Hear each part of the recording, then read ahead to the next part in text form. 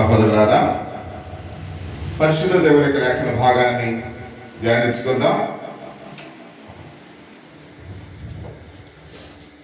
ప్రసంగ పాఠంలో మనం ఆలోచన చేస్తున్నప్పుడు యేసుక్రీస్తు వారు గలిలయ పరిసర ప్రాంతాల్లో ఆయన పరిచర్య చేసినట్లుగా మనము చూస్తూ ఉన్నాం. ఎంతో అద్భుతమైన పరిచర్య ఆయన గలిలయ పరిచర్యగా పిలువబడుతూ ఉన్నట్లుగా పరిశుద్ధ దేవుని లేఖన భాగంలో మనం చూస్తూ ఉన్నాం.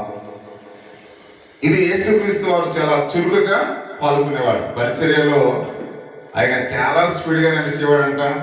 చూడండి, ఎప్పుడైనా మీరు ఇందిరాగాంధీని నడవటం చూసారా? ఇందిరాగాంధీ నడవటాలని చూసారా? చాలా స్పీడ్గా నడిచేది. వెనకాల సెక్యూరిటీ వాళ్ళు కూడా ఆమెతో నడవలేకపోయేవారు. సోనియా గాంధీ కూడా అంత స్పీడ్గా నడిచేది. అంటే కొంతమంది సమయం యొక్క విలువ తెలిసిన వాళ్ళు ఏం చేస్తుంటారు? చాలా పనిని స్పీడ్గా చేయడానికి ప్రయత్నం చేస్తుంటారు. అలాగే యేసుక్రీస్తు వారు యొక్క గలిలయ పరిచర్యలో చాలా వేగవంతంగా, చాలా స్పీడ్గా, చాలా చురుకుగా ఆయన దేవుని యొక్క సువార్తను ప్రకటించినట్లుగా మనం చూస్తూ ఉన్నాం. ఆయన ప్రతి దినము కూడా దేవుని యొక్క వాక్యాన్ని బోధించేవాడు. ప్రతి సందర్భంలో కూడా అనేక మంది రోగులను స్వస్థపరిచేవాడు అని పరిశుద్ధ దేవుని యొక్క లేఖన భాగంలో మనం చూస్తూ ఉన్నాం. ఎందుకంటే ఆయనే నిజమైన దేవుడై ఉన్నాడు కనుక, ఆయనే ప్రతి ఒక్కరిని కూడా స్వస్థపరిచేవాడిగా ఉన్నాడు కనుక ఆయన అనేకమైన అద్భుత కార్యాలు చేసి ఉన్నాడు అని మనం చూస్తూ ఉన్నాం. ఆయన తన అనుదిన పరిచర్యలో మనం ఆలోచన చేస్తూ ఉన్నప్పుడు ఆయన వేగవంతమైన పరిచర్య చేసేవాడు కనుక ఎక్కువ అలసిపోయేవాడు. ప్రియమైన వారు, ఎందుకంటే ఎక్కువ పనిచేసేవారు ఎక్కువ అలసిపోతూ ఉంటారు. చాలా మంది మట్టి పనికి వెళ్ళే వాళ్ళని మనం చూస్తూ ఉంటాం. పవన్ చిట్టి గారు ఫస్ట్ నుంచి లాస్ట్ వరకు పని చేస్తూనే ఉంటాడు. అందరూ కూడా కూర్చుంటారు, ఆయన మాత్రం పని చేస్తూ ఉంటాడు. ఇంటికి వచ్చేసి ఆ బల్ల దగ్గర ఎక్కడ దగ్గర అలా కూర్చునిపోయాడు. ఎందుకంటే బాగా చురుకుగా పనిచేసే వారికి అలసట అనేది ఎక్కువ వస్తుంది.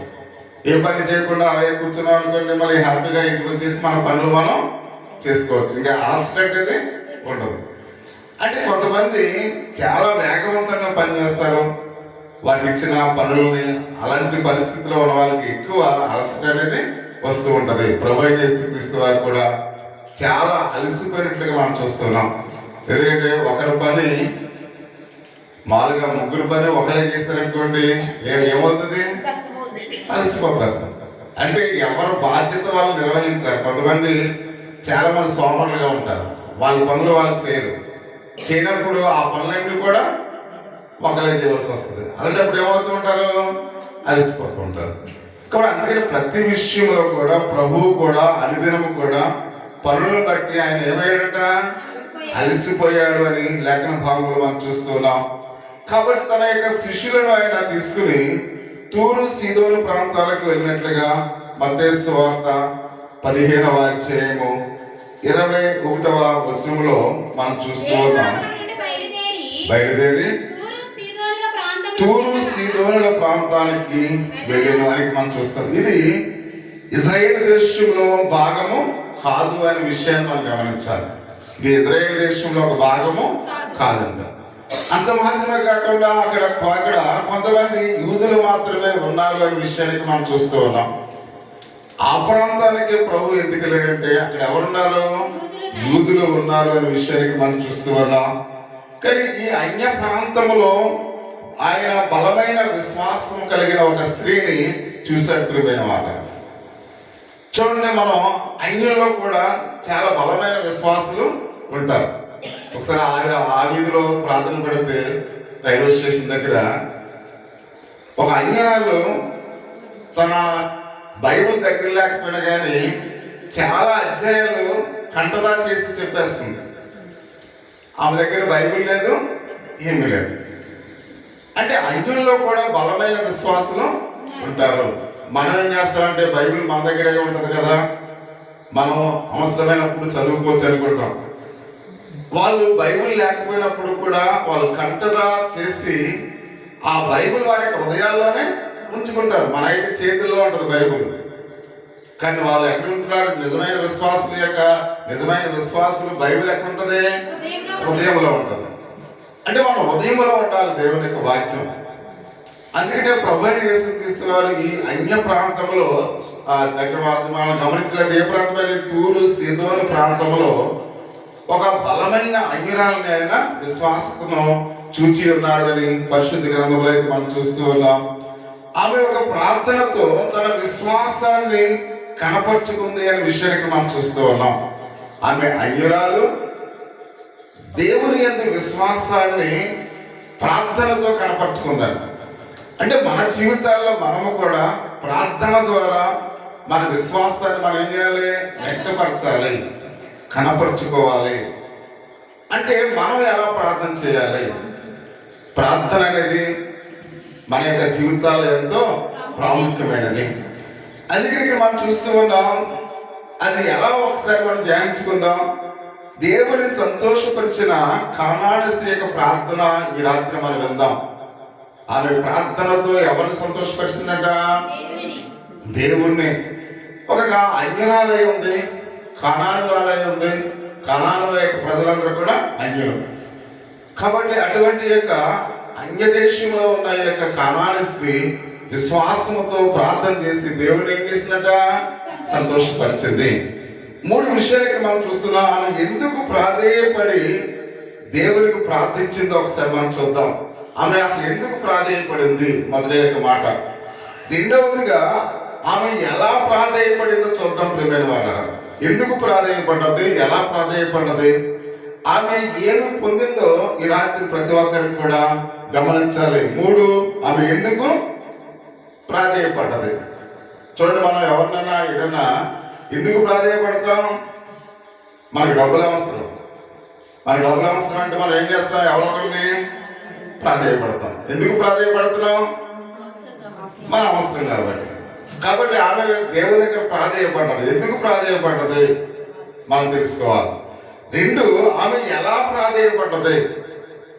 3 ఆమె ఏమి పొందిందో ఒకసారి మనం చూద్దాం. ప్రియమైన వాళ్ళరా, ఈ కానాను స్త్రీ ఎందుకు ప్రాధేయపడ్డదంటే ఆమె యొక్క జీవితంలో ఒక సమస్య ఉంది అనే విషయానికి మనం గమనించాలి.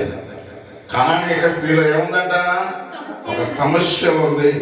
కాబట్టి ఆమె ఆయన దగ్గరికి వచ్చి 22వ వచనంలో మనం చూస్తూ ఉన్నాం.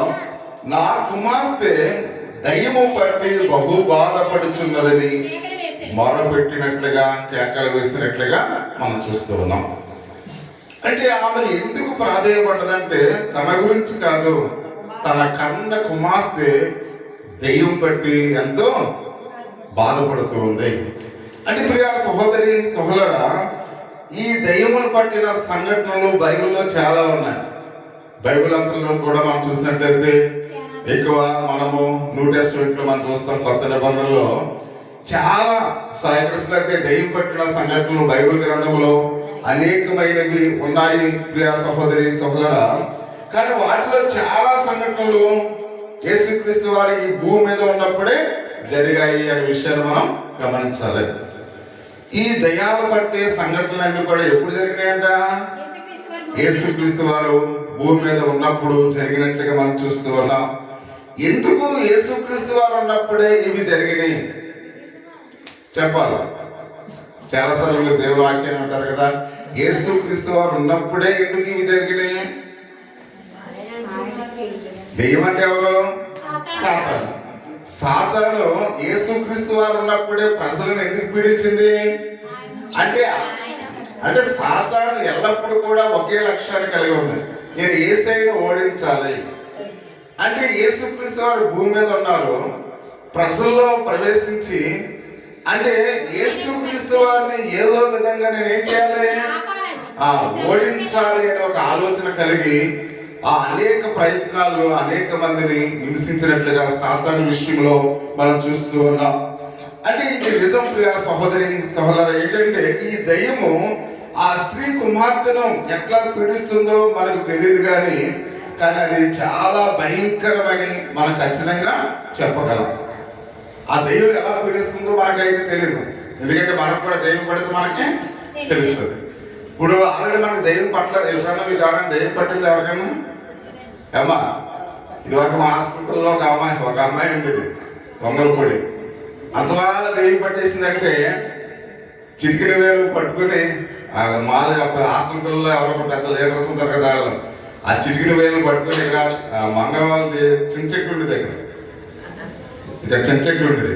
ఆ చిన్న చెట్టు దాకా తీసుకొచ్చి అక్కడ బుద్ధులు వెళ్ళిపోతా ఏంటని గట్టిగా నొక్కితే అప్పుడు వెళ్ళిపోతారంటే వాళ్ళు అక్కడి నుంచి తీసుకొచ్చేవారు. అంటే ఎందుకు చెప్తున్నానంటే ఆ దెయ్యం అనేది మనిషిని చాలా కృంగతీస్తుంది, చాలా బాధిస్తుంది. ఎందుకంటే ఈ రోజుల్లో దెయ్యాలు పట్టడం అనేది మన సహజంగా చూడటం లేదు. కానీ యేసుక్రీస్తు వారు ఉన్న దినాల్లో మాత్రం ఇలాంటి సంఘటనలు అనేకమైన జరిగినాయి. అవి ఎందుకు జరిగినాయి కూడా మనం చూస్తాం. అంటే సాతాను ఎల్లప్పుడూ కూడా యేసుక్రీస్తు వారిని ఓడించాలనే ఒక ఆలోచనతో దెయ్యాలు ఆ దినాన్ని చాలా ఎక్కువగా ఉండేవనే విషయానికి మనం చూస్తూ ఉన్నాం. కాబట్టి దాన్ని బట్టి ఆమె నిస్సహాయ స్థితిలో ఉంది, నిస్సహాయురాలుగా ఉంది. ఎందుకంటే ఆమె అన్కాన్షియస్ లో ఉంది కాబట్టి తన జ్ఞానవంతురాలుగా ఉంటే ధైర్యంగా ఉంటుంది. ఎప్పుడైతే ఆ దెయ్యం పెట్టినప్పుడు ఆ చిన్నది ఎలా ఉందంట, నిస్సహాయురాలుగా ఉంది. ఆమె ఏం చేస్తుందో తెలియదు, ఎలా ఉంటుందో తెలియదు, ఆహారం తింటుందో లేదో తెలియదు. ఎల్లప్పుడూ కూడా ఎలా ఉంది, దీనంగా నిరుత్సాహంతో ఉంటుంది అనే విషయాన్ని మనం చూస్తూ ఉన్నాం. దెయ్యం పట్టణంలో ఏం చేస్తుంటారు, దెయ్యం పట్టణంలో ఏం చేస్తారు ఎగ్జాంపుల్ చెప్పండి. ఇప్పుడు ఒకవేళ మంచోడేళ్ళని తిడతారు, చెడ్డోడేళ్ళని తిడుతూ ఉంటారు. అంటే ఆ దెయ్యం పట్టినప్పుడు ఎవరిని తిడుతున్నామో వాళ్ళకి తెలియదు అనమాట. మంచోడిని తిడుతూ ఉంటారు, చెడ్డోళ్ళని తింటారు. అంటే మానసికంగా వాళ్ళని కృంగతీసి ఎలాంటి అంటే ఒక సాధారణమైన స్థితి లేకుండా వాళ్ళు మానసికంగా కృంగిపోయిన వారుగా ఉంటారు. ప్రియమైన వాళ్ళ అటువంటి యొక్క పరిస్థితుల్లో వాళ్ళు ఏం చేస్తున్నారు వాళ్ళకి తెలియదు అనే విషయాన్ని మనం చూస్తూ ఉన్నాం. కాసేపు ఆ దెయ్యం వదిలేసింది అనుకోండి, చాలా తెలుగుగా మాట్లాడుతుంటారు. మరలా ఆటోమేటిక్ గా దెయ్యం ఎంటర్ అయిపోయినప్పుడు వాళ్ళ స్థితి ఎలా ఉంటుంది, మారిపోతుంది. అంటే వాళ్ళు ఎప్పుడు మంచిగా ఆలోచిస్తారో తెలియదు, ఎప్పుడు చెడ్డగా మారిపోతారో తెలియదు. అంటే ఆ దెయ్యం వారిని ఆ విధంగా నడిపిస్తూ ఉంటది, వారి యొక్క మానసిక స్థితిని అయోమయంగా ఉంటుంది. కాబట్టి కానాను యొక్క స్త్రీ యొక్క కుమార్తె కూడా అలాగనే నిస్సహాయురాలుగా ఉంది. ఇవన్నీ ఎవరు చూస్తున్నారు, తల్లి చూస్తుంది.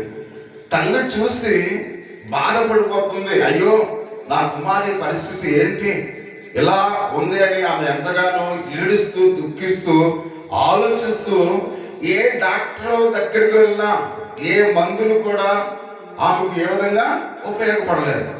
ఏ డాక్టర్ కూడా ఆమెకు ఏ విధమైన సహాయము, కుమార్తె విషయంలో ఏ సహాయం కూడా ఎవరు కూడా చేయలేకపోయినట్లుగా మనం చూస్తున్నాం.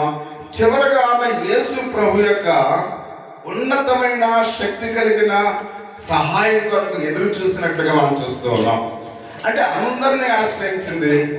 తన కుమార్తె ఆరోగ్య పరిస్థితి ఏమాత్రం కూడా సరిగ్గా లేదు అన్నప్పుడు దేవుడే మాత్రమే నాకు సహాయం చేయగలడు, ఆయనే శక్తి కలిగిన బలవంతుడైన దేవుడైన ఆయన ఏం చేసినట, ఆయన యొక్క సహాయం కొరకు ఎదురు చూస్తూ ఉన్నట్లుగా మనం చూస్తూ ఉన్నాం.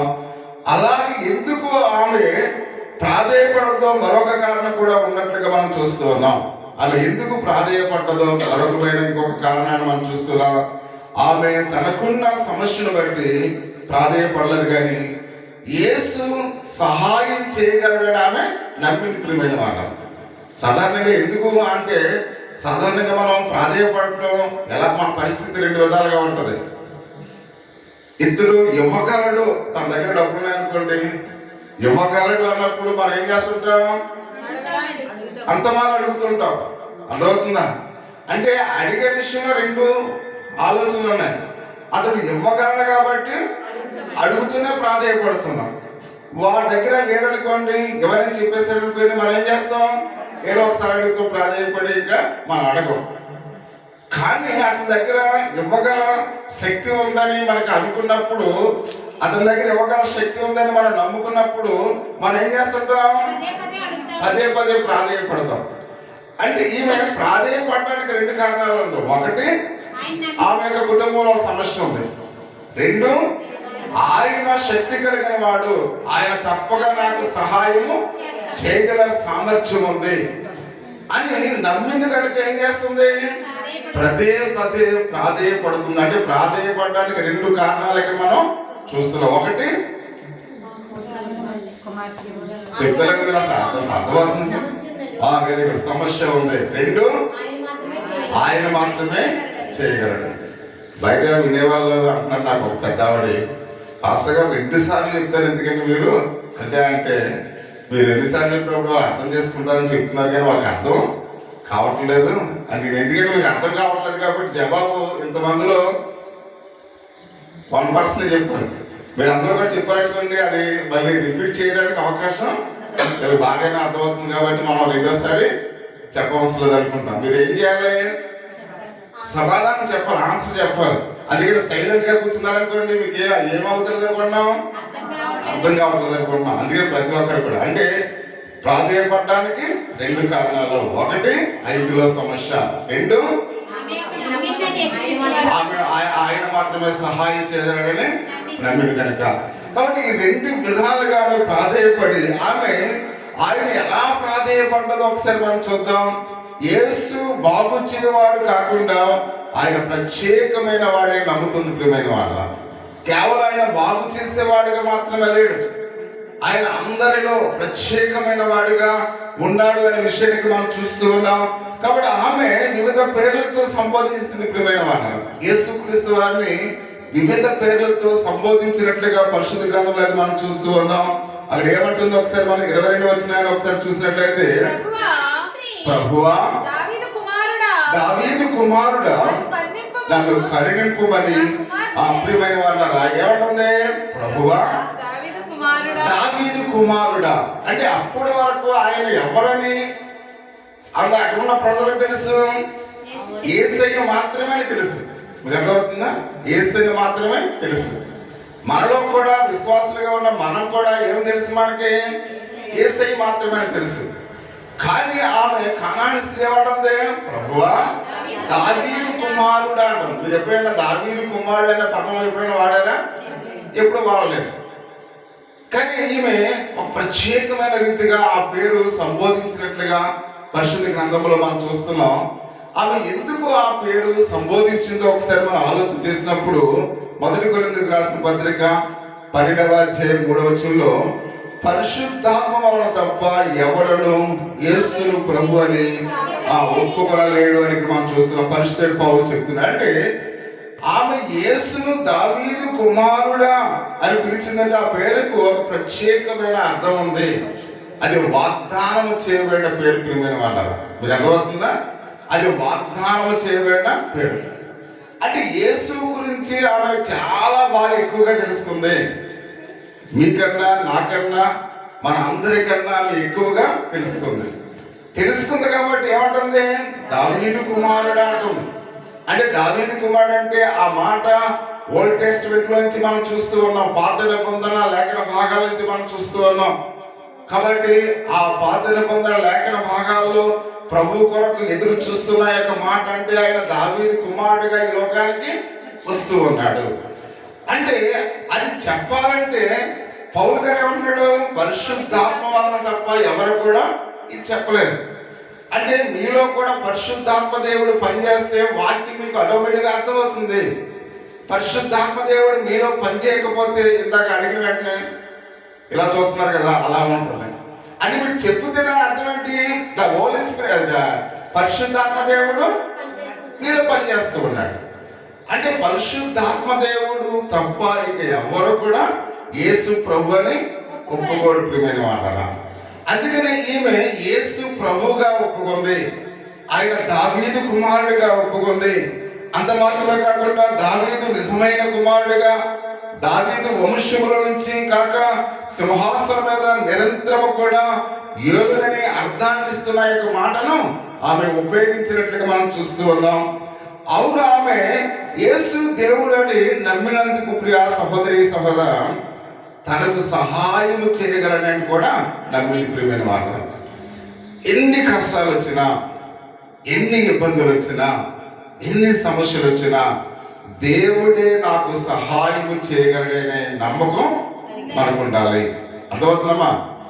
మీకు ఎన్ని ఇబ్బందులు వచ్చినప్పుడు కూడా దేవుడు మాత్రమే నాకు సహాయము చేయగలడు అంటే మీరు 100% ఆయన మీద ఉండాలి.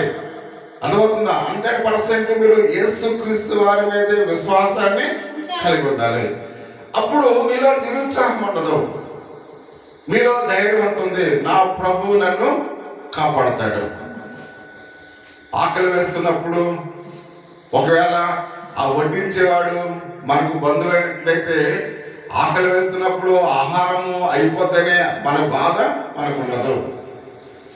అంటే ఆ వడ్డించేవాడు ఏదో విధంగా నాకు ఆహారాన్ని పెడతాడని ఒక నమ్మకం ఉంటుంది. అలాగే ప్రభు మీద కూడా మన నమ్మకం ఉండాలి.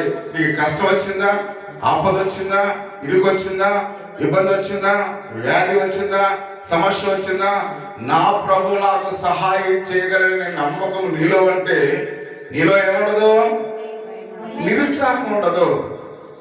అంటే నిరుత్సాహం లేకుండా ఉండాలంటే ప్రభు మీద మనము ఆధారపడి ఉండాలి, ప్రభునే మనము ఆనుకుని ఉండాలి.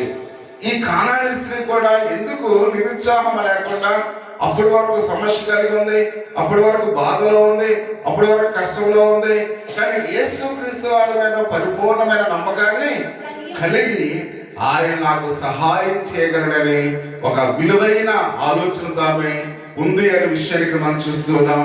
మనం మన యొక్క ప్రార్థనలు ఆ స్త్రీ చేసిన ప్రార్థనతో ఒకసారి పోల్చుకొని ప్రియమైన అంటాం. మనం చేసే ప్రతి ఒక్కరిని కూడా మీరైనా నేనైనా ఒకసారి ఆ కానానీక స్త్రీ చేసిన ప్రార్థనతో పోల్చుకుంటే మనం సిగ్గుపడాలి. అర్థమవుతుందా? మనం ఎవరైనా పాస్టర్ గారైనా విశ్వాసులైనా ఎవరైనప్పుడు కూడా మనం ఆ యొక్క కానానీ స్త్రీతో కంపారిజన్ చేస్తే నిజంగా మనం ఏం చేయాలి? సిగ్గుపడాలి.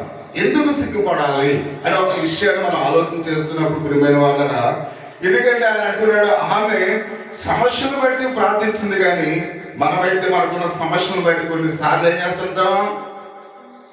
ఏమా ఆమెకున్న సమస్యను బట్టి ఏం చేసింది? ప్రార్థించింది. మనకేదైనా కష్టం వస్తుంది, మనకేదైనా సహాయం, మనకేమైనా ఇబ్బంది వస్తుంది, మనం ప్రార్థన చేయకుండా ఏం చేస్తుంటాం? అందరి మీద నిందలు వేస్తుంటాం. ఈ సమస్యలు నీ వల్ల వచ్చినాయి, ఈ సమస్యలు ఈ కష్టాలు నీ వల్ల వచ్చినాయి.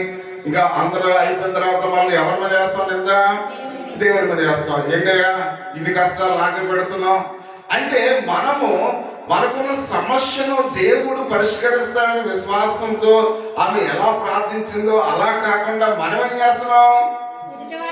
మనకున్న సమస్యను బట్టి, మనకున్న ఇబ్బందులను బట్టి ఎదుటి వారి మీద నిందలు వేస్తున్నాం. చివరికి అందరూ అయిపోయిన తర్వాత యేసయ్య మీద కూడా మనం ఏం చేస్తున్నాం? నిందలు వేస్తున్నాం. కానీ ఇక్కడ అలా నిందలు వేసే వారిగా ఇక్కడ ఆమె లేదు, కానీ సమస్యను బట్టి ఆమె ఏం చేసింది?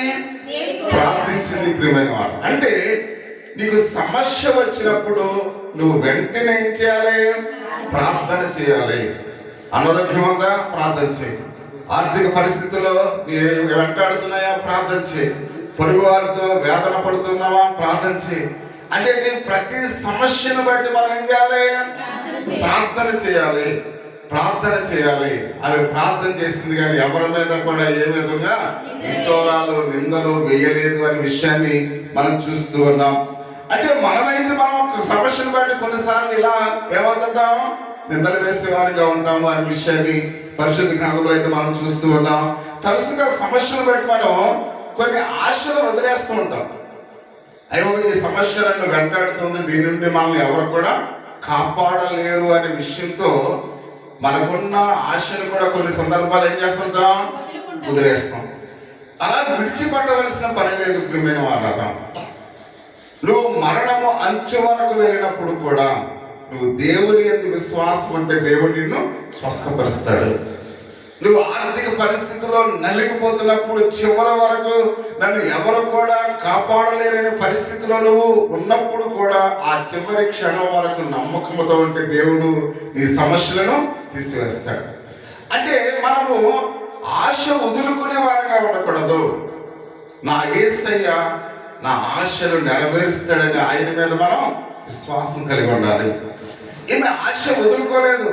ఆమె తన కుమార్తె బలహీనురాలుగా ఉన్నా దెయ్యములు బట్టి ఆమె ఎంతో అనారోగ్య సమస్యతో ఉన్నా ఆమె ఏమాత్రం కూడా ఆశను వదిలిపెట్టలేదు.